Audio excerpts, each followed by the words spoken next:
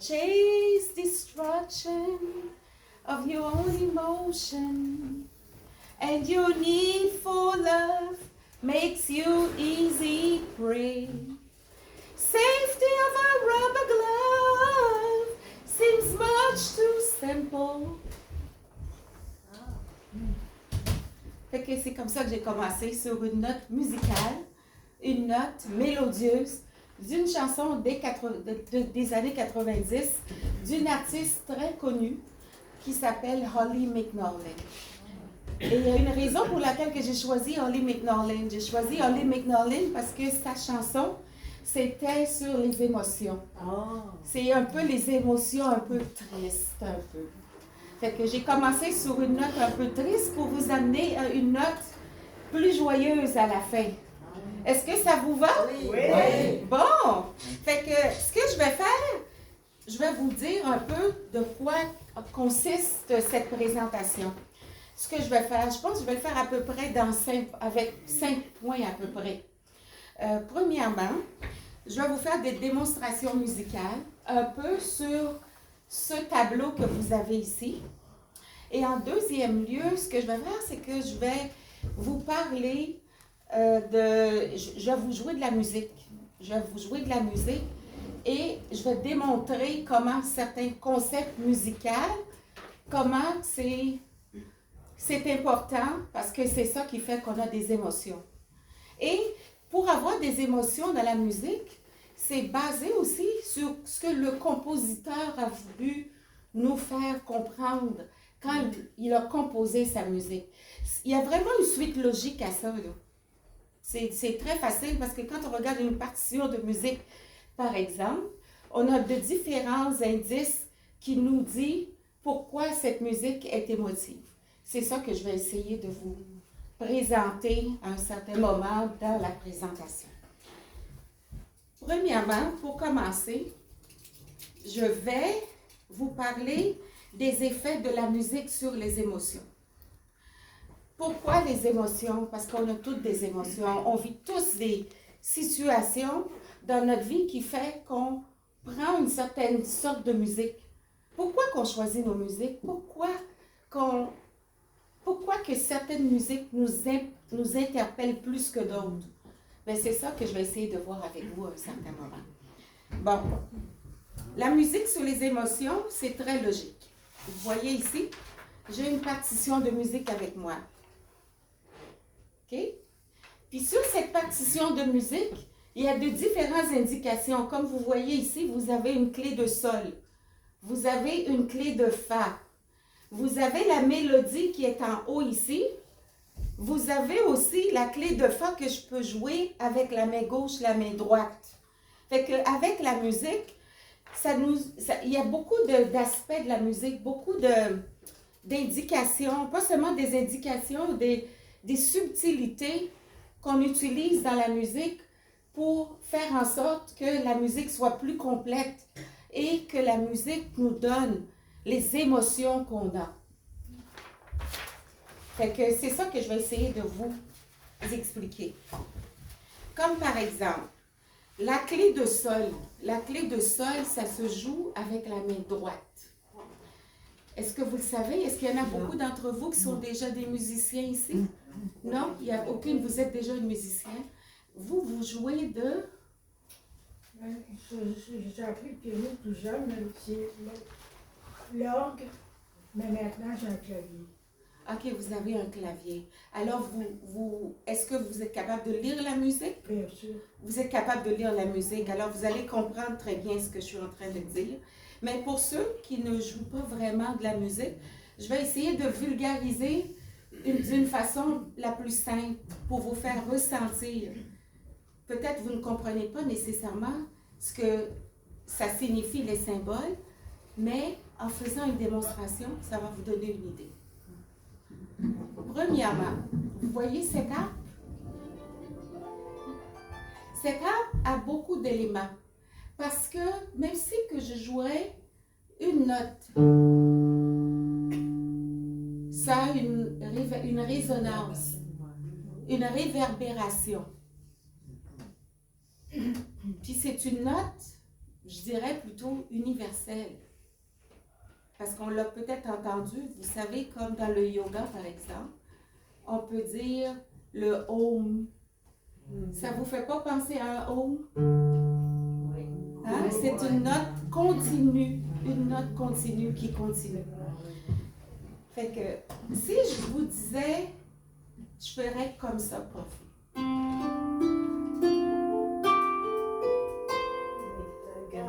Ça vous fait penser à une gamme, la gamme de Do. Est-ce que vous connaissez les tonalités? Vous savez qu'on a tous une tonalité, comme Claude parlait tantôt. Il parlait qu'on avait tous un timbre. Mais la tonalité est différente du timbre. Ça veut dire que vous, madame? Oui, excuse, oui. Oui? Non? Je... Oui, qu'est-ce que tu veux dire? Oui, exactement. Vous avez un timbre de voix. OK, oui. Okay? Quand vous parlez, vous avez un... Je ne parlerai pas de résonance ici parce que c'est à peu près avec la art-thérapie. Là, on est dans une autre sphère de conversation. Votre timbre de voix, c'est différent parce que vous allez avoir une tonalité. C'est la tonalité que vous êtes en mesure de chanter, par exemple. Parce que vous savez qu'il y a plusieurs artistes. Il y en a qui sont des chanteuses, qui jouent de la musique aussi, si on joue de la guitare, si on joue de la harpe. Mais si j'ai une personne devant moi qui chante, la personne chante dans une tonalité. Vous ne pouvez pas chanter dans toutes les tonalités. Vous savez que dans la musique, il y en a des personnes qui sont des mezzo-soprano, des personnes qui sont alto, des personnes qui sont ténors. Dans les basses, il y a plusieurs sortes de range, comme on dit en anglais, là. Bon, fait que les tonalités, c'est à peu près ça. Fait que si je vous dis à peu près Do, Ré, Mi, il y a des personnes qui sont capables de chanter dans la tonalité de Do, dans la tonalité de Ré, dans la tonalité de Mi. Mais si je commencerais, par exemple, quelqu'un qui est dans la tonalité de Do, fait que moi, je pourrais commencer ma note par Do, Ré, Mi, Fa, Sol, La, Si, Do. Fait que je dis que dans cette gamme de notes, la personne est capable de chanter dans cette tonalité. Mais si la personne était du Ré, par exemple, fait que je commencerais par un Ré.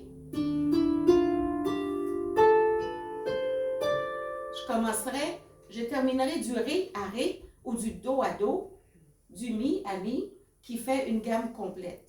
Mais sur une autre note, par exemple. Fait qu'il y a des gens qui sont plutôt dans les gammes de basse.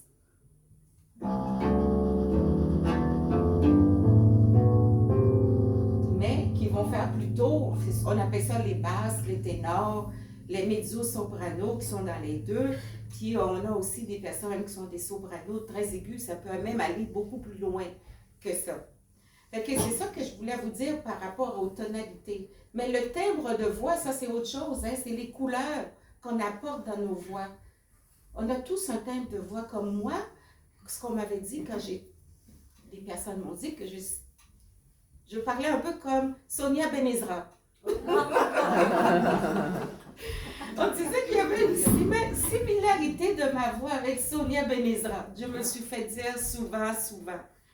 Mais c'est le timbre de voix. Hein? On a un accent, on a une façon de nous exprimer qui fait qu'on a une voix particulière.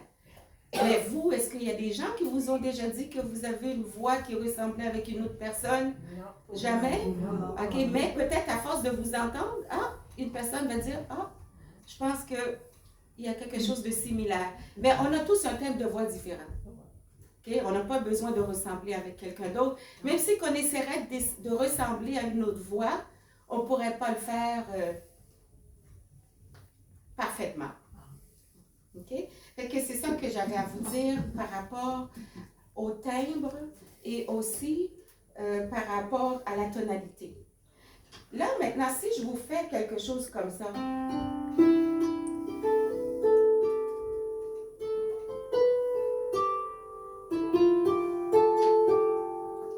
Ça vous fait penser à quoi? Ça vous fait penser à quoi, madame? Musique de l'église. Musique de l'église. OK. Lamentation. OK. Alors, je viens justement de faire quoi pour vous? Parce que vous avez repéré une musique. Ça vous fait penser à quoi? Je viens justement de vous jouer une petite mélodie, une petite phrase mélodique. Oui.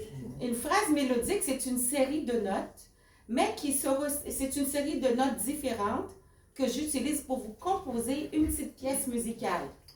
Mais elle est courte, mais elle est efficace parce que vous l'avez repérée. Moi, j'ai vu la lamentation. La lamentation. OK. Alors, ça avait peut-être une petite connotation un peu... Ça vous a fait réfléchir? Oui. Oui? OK. Vous étiez en mode de contemplation, si je pourrais dire, non? Aussi. Un peu de la contemplation. Oui. Et c'est ça, c'est... Les mélodies, c'est fait pour nous faire vivre des émotions. Ça nous rentre en dedans.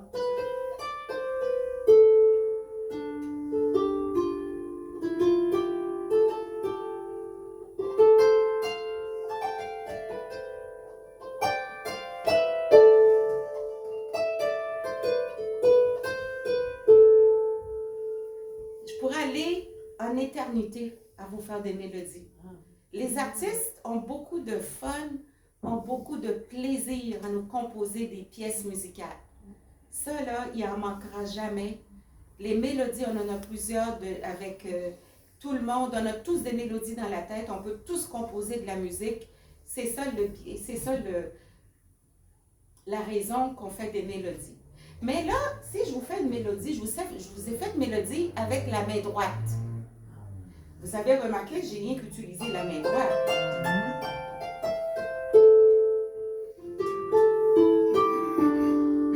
Mais si j'ajouterais la main gauche, qu'est-ce que ça ferait pour vous?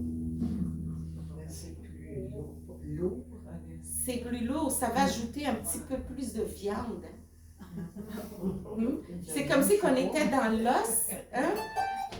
Ou l'anatomie. Oui, c'est comme un peu aérien, mais on dirait qu'il manque un petit quelque chose pour vous faire vivre une certaine émotion, par exemple. Hein? L'accompagnement.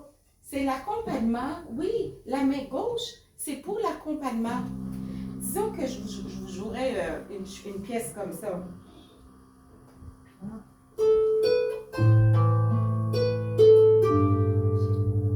J'ai justement d'ajouter quelque chose, hein? J'ai justement d'ajouter rien qu'un accord de la mineur, c'est tout. Puis déjà vous avez entendu quelque chose de plus riche, ça ajoutait une certaine richesse. Mais avec la musique, ça demande aussi l'ajout non seulement de la tête, mais l'ajout du corps. Parce qu'il faut avoir des doigts.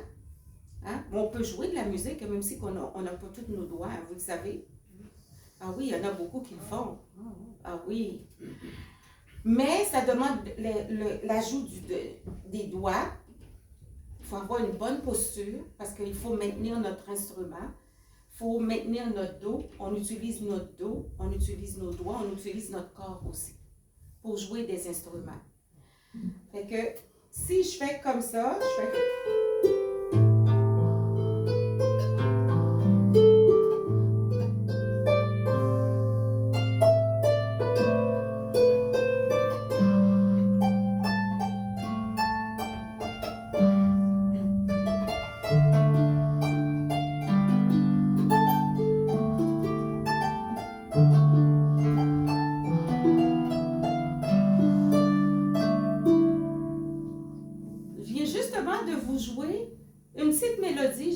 la main gauche, puis ça a ajouté beaucoup plus de viande, beaucoup plus de corps et beaucoup plus de richesse à mon morceau. Mais c'est pas rien. Là, vous commencez à avoir des petites émotions, hein? Hein? Quelle sorte d'émotions que ça vous fait? C'est ce que j'ai justement de jouer, parce que je voyais qu'il y en a d'entre vous qui avaient les yeux fermés. Mais ça vous pouvez vous partager une détente, un peu de détente. intériorité. Oui, mais vous savez, avec la harpe, un peu tout sonne beau, hein? Fait que j'ai pas besoin de faire beaucoup de grands efforts pour vous émotionner. C'est vrai. Hein? Déjà, le symbolique de la harpe vous êtes déjà conditionné à avoir une certaine sorte d'émotion. Ouais. Fait que moi, je suis rien que là pour vous distraire un peu, mais je fais pas vraiment grand-chose. Là. C'est pas trop difficile ce que je suis en train de faire. Fait que ce que j'ai fait, je vous ai ajouté une mélodie, je vous ai ajouté la main gauche, puis ça prend une certaine sorte de coordination avec la main gauche, pour ajouter la main gauche et la main droite. Bon, là, qu'est-ce que vous pensez qui manque là, pour avoir plus d'émotion? Le rythme. Oui, il manque le rythme. Puis on peut faire toutes sortes de rythmes. Hein? Si je fais un rythme comme ça.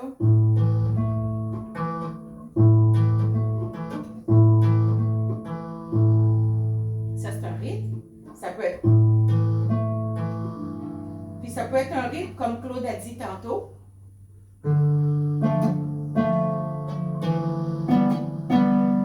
Ça vous fait penser à quoi? Ça nous élève. La valse. Ah. Oui. C'est un rythme en 3-4. Vous savez ce que ça veut dire? C'est une valse. Fait que je peux ajouter des rythmes. Il y a toutes sortes de rythmes. Il y a le rythme. Vous en connaissez? Vous en connaissez? Il y a le tango, il y a le salsa, il y a bachata, il y a le rumba.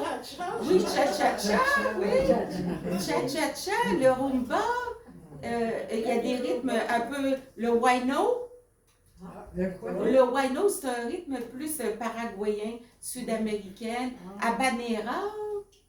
Ça vous dit quelque chose en tout cas. Il y en a toutes sortes de rythmes. C'est même des rythmes que vous connaissez, puis des rythmes que vous connaissez un peu moins, mais il y en a toutes sortes. Fait que c'est ça que ça ajoute des choses. Comme si je vous jouerais, par exemple, cette chanson avec ce rythme-là.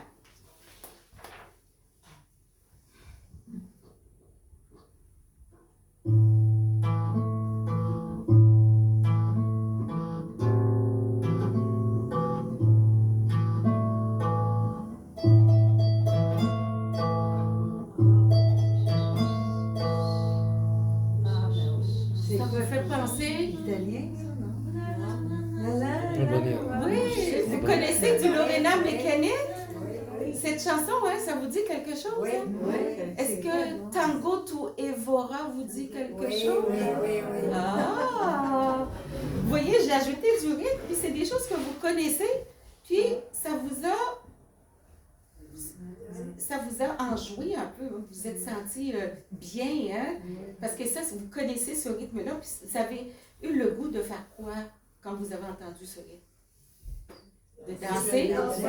Danser? Un peu ce que Claude disait tantôt, fredonner, chanter, quand vous écoutez un rythme entraînant, ça vous donne le goût de danser. Mais vous avez tout de suite eu le goût de danser parce que j'ai ajouté un rythme. Mais si je faisais la valse, hein, vous avez le goût de danser la valse. Hein? Fait que c'est un peu ça. La musique, c'est ça. Puis c'est voulu, hein? Les compositeurs, ils savent ce qu'ils font. Quand ils composent une musique, ils savent exactement ce qu'ils veulent que vous ressentez quand vous écoutez cette musique. Il va vraiment aller chercher dans vos goûts, dans votre intérieur pour aller vous faire vivre des émotions. Fait que, on a la mélodie qui nous enchante. Oui. On a l'ajout du rythme. On a aussi toutes sortes de choses qu'on peut ajouter pour venir enrober cette musique-là. Mais par rapport à ça, c'est à peu près ça. Mais est-ce que vous savez aussi qu'il y avait aussi des sons qui peuvent ne pas nous émotionner de la même façon? Comme il y en a un son qui s'appelle le triton.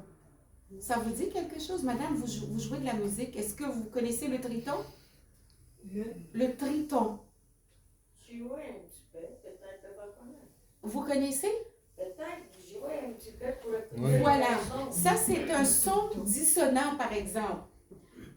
Ça, là, ça vous fait penser un peu qu'on dirait que ça résonne pas très bien comme il faut. C'est désagréable. C'est un peu désagréable. Ça s'appelle le triton. Puis, il y en a une... Oui, c'est une série de notes qui sont d'accords, qui sont très dissonants. Peut-être c'est pour l'Halloween. On peut l'utiliser pour l'armée, oui. Oui, on peut l'utiliser pour l'armée. Pour l'armée, tu n'es pas mettre un... Il faut... Oui, pour motiver. Oui, oui.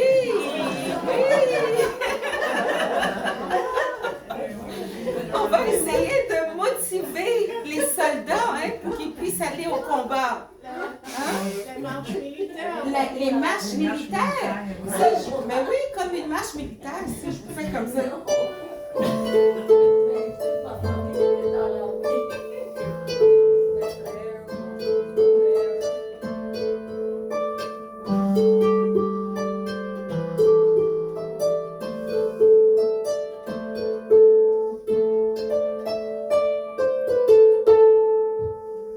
Ça, là, ça vous a réveillé. Hein? Si vous étiez endormi, là, vous êtes... Fait que c'est ça. Mais le triton, vous savez qu'au Moyen-Âge, il y avait le... Je pense qu'on avait Aristote, là, les philosophes, ils avaient interdit de jouer certains accords. Parce qu'ils appelaient ça Diabolus musica. Oh! C'est Diabolus musica. Non, c'est pas un beau mot. Non. Mais c'est parce que c'est la musique du diable. Hein? C'est tellement dissonant qu'on pense que ça venait du diable. Fait que, au Moyen-Âge, on a empêché les gens de jouer ce genre de musique. Bien sûr, je vais vous jouer une pièce, puis qui englobe tout ce que je viens justement de vous dire. Il va avoir l'ajout du rythme, il va avoir l'ajout de la mélodie, il va avoir la main gauche qui va être là-dedans aussi. Puis, ça va peut-être vous faire vivre des émotions, parce que comme je vous ai dit, dans une partition de musique, c'est bien choisi. La raison pour laquelle que ça vous donne des émotions, c'est parce que ça englobe tous ces éléments. Fait que je vais vous jouer une petite pièce. Ça s'appelle My Little Welsh Home. Ma petite maison de Galles.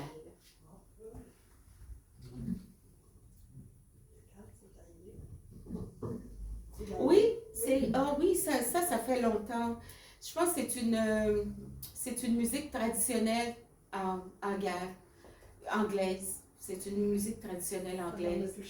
My Little, oui, je pense que ça va toucher Janine. Oui, ça fait un peu partie de ton... OK.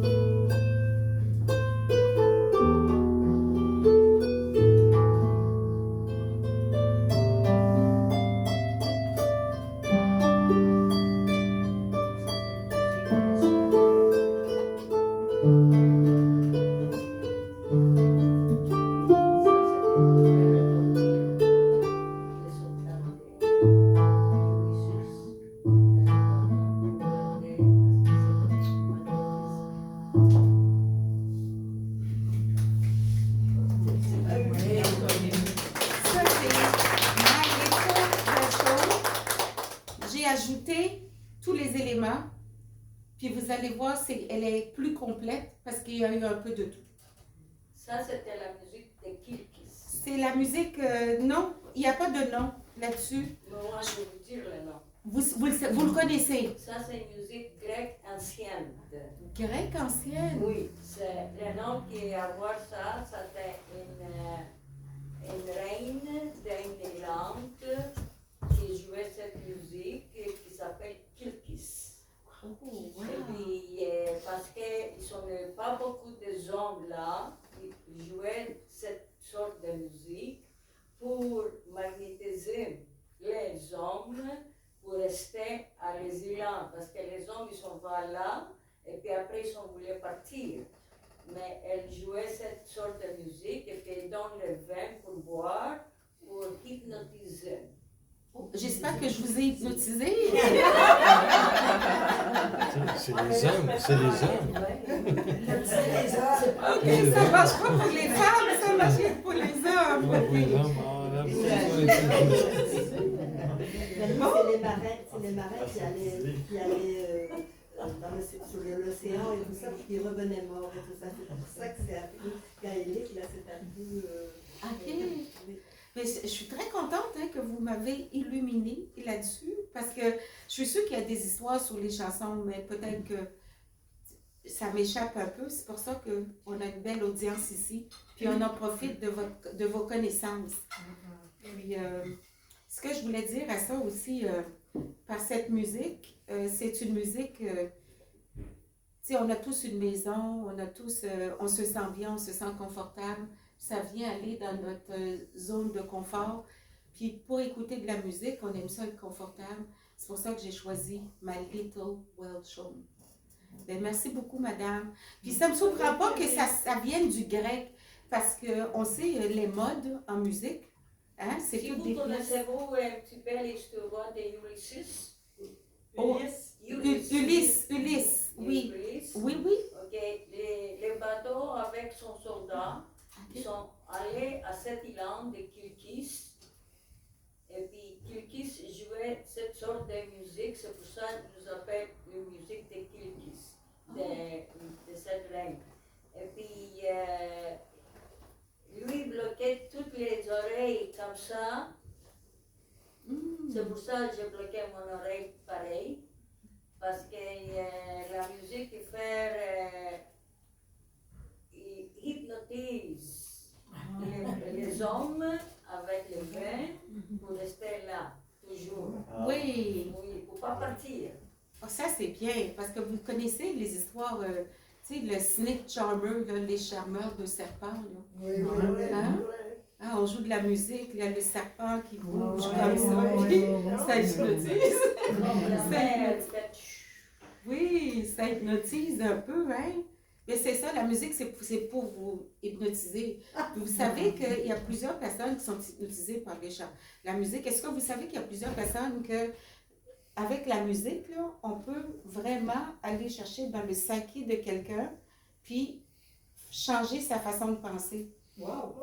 Ah oui, ça a vraiment des pouvoirs. Oui. Oui, on peut l'utiliser. Même dans les soins thérapeutiques, on peut utiliser la musique, on peut vraiment changer l'état de quelqu'un avec la musique. Mais c'est sûr qu'il y en a qui utilisent aussi les médicaments avec ça. Il y en a qui utilisent les drogues puis toutes sortes de choses. Là. Ça peut aller très psychédélique, là. Mais un peu comme, tu sais, les rockers, là, les chanteurs rock qui ont des grandes assemblées. Puis on a des chanteurs qui jouent le rock, puis les gens, ils sont tellement hypnotisés aux chanteurs rock qui jouent du rock, qui consomment de la drogue. Puis ils peuvent rester des heures dans ces assemblées-là, puis ils vont...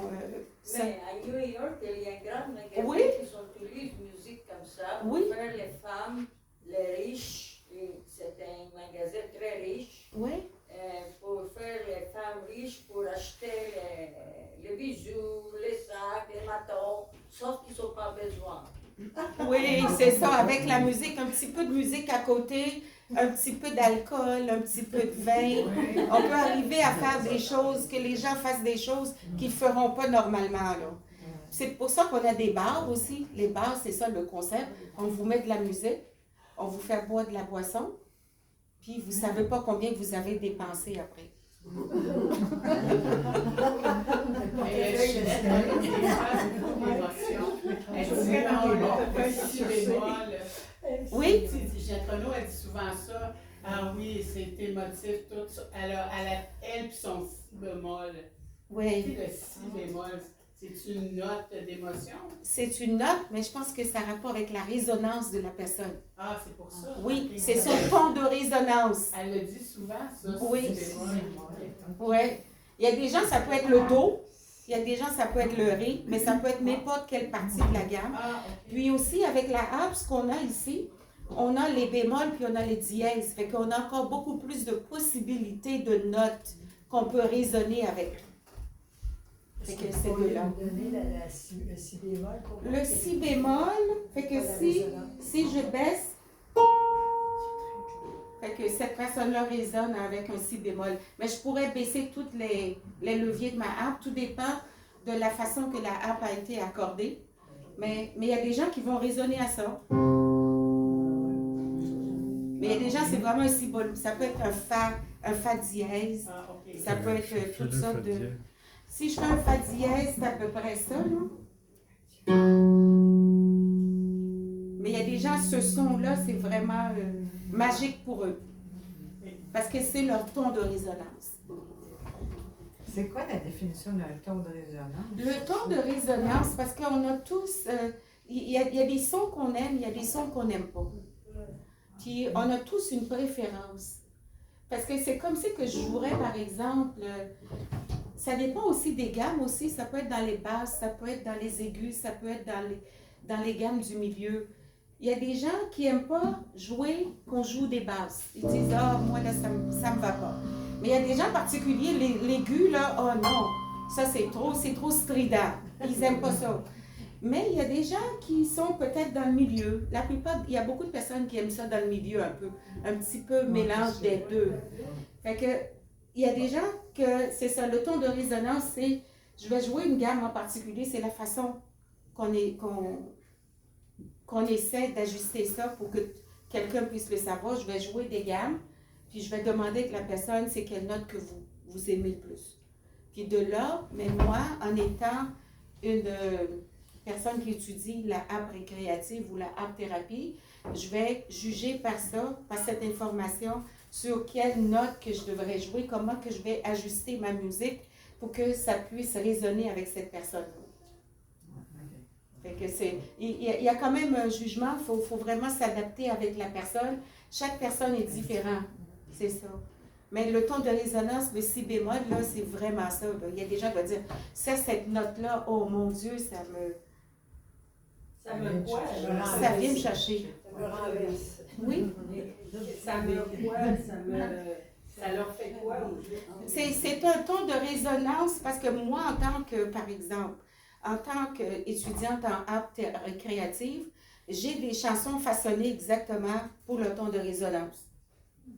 Ça veut dire que si la personne est un do, je vais jouer des chansons, des pièces qui sont en do.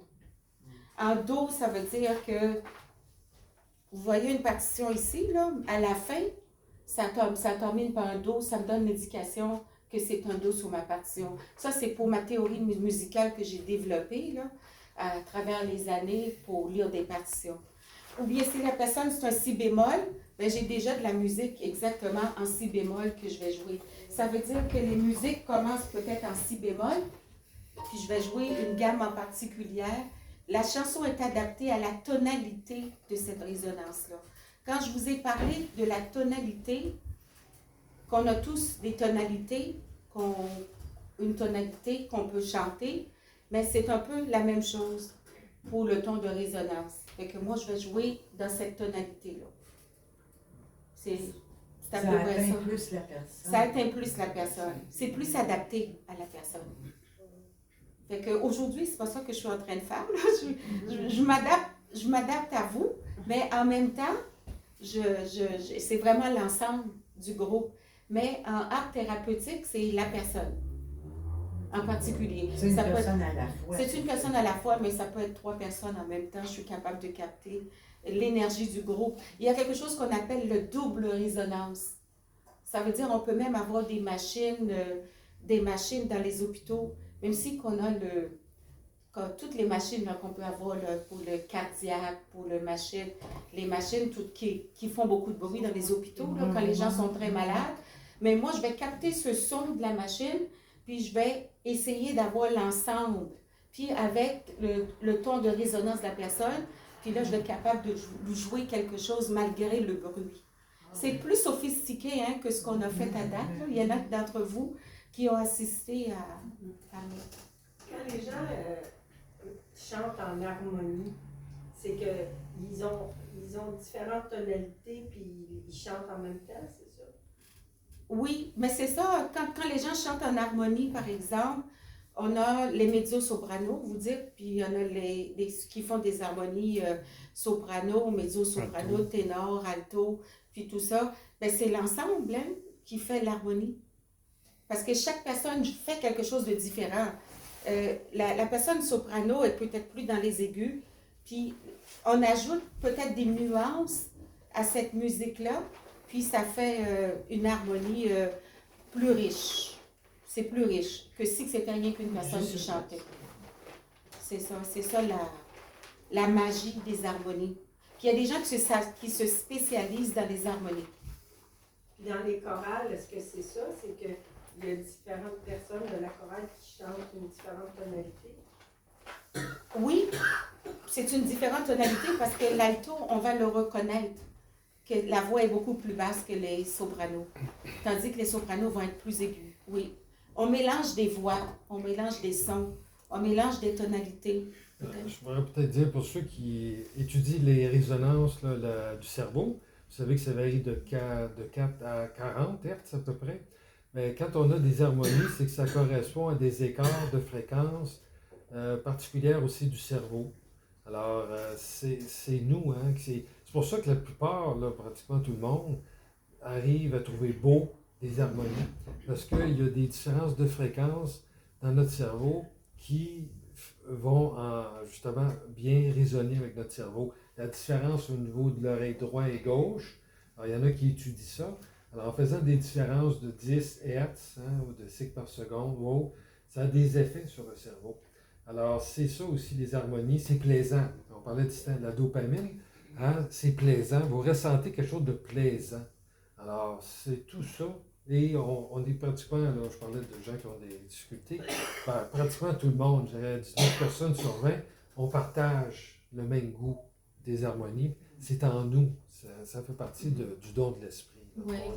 Puis comme on parlait tantôt des chants grégoriens, par exemple, vous voyez, il y a une sorte d'harmonie, là, les prêtres, là, ces personnes-là qui chantent, ça continue, c'est comme continue.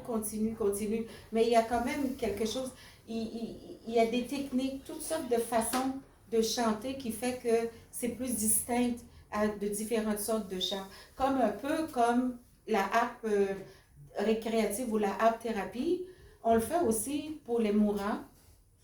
Puis on appelle ça de la harpe de thanatologie, par exemple. Ça, c'est pour vraiment les personnes qui vont mourir. Puis, il y a cette personne-là, cette harpe thérapeute, qui est spécialisée en thanatologie, va suivre la personne pour un nombre de temps jusqu'à ce que la personne meure. Mais c'est pas pareil hein, comme la harpe récréative. Ce qu'ils font, c'est différent parce que ils vont jouer de la musique que la personne ne reconnaît pas. On appelle de la musique prescriptive. Fait qu'ils vont jouer des musiques avec des airs que la personne n'est pas capable de reconnaître. Fait que c'est une autre spécialité encore, là. Un cours qui est un peu différent. Si je vous fais un accord comme ça.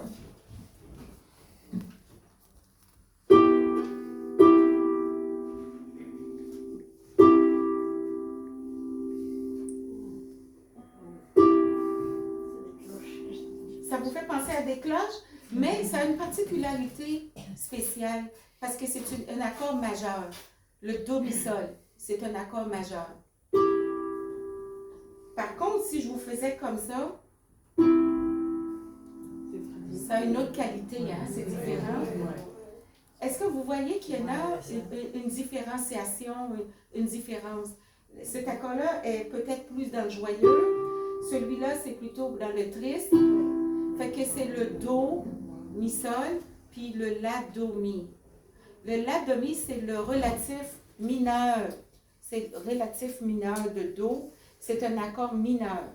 Puis, ce qu'on dit des accords majeurs et mineurs, quand c'est majeur, c'est joyeux, puis quand c'est mineur, c'est triste. C'est ça les qualités de ça. Mais dans la musique, c'est une façon qu'on fait vivre des émotions avec des personnes. On utilise des accords majeurs ou des accords mineurs. Il y a vraiment de différentes choses qu'on peut utiliser pour avoir des émotions. Mais en grosso modo, là, c'est à peu près un peu la façon la plus simple pour expliquer les émotions avec la musique et aussi avec cette démonstration que je vous ai faite. Il reste rien quelques minutes. Je suis vraiment surprise que le temps a passé tellement vite. Ça veut dire que vous êtes formidables. Je pense que c'est plutôt vous que moi, mais... Les deux. Oui, oui. Pourriez-vous nous jouer un morceau? Oui, je vais vous jouer un morceau. Oui, la pièce de résistance, comme on l'appelle. Bien. Que la pièce que j'ai à vous jouer, ça s'appelle La Serenissima. La quoi? La Serenissima. C'est une pièce de Lorena Mekanet. La Serenissima. Puis comme on est au printemps, je vais vous faire un petit mini medley de La Serenissima, puis avec Green Sleeves. Oh oui, oui, oui. OK. Tu vas le reconnaître, on l'entend très bien. Tu vas le jouer.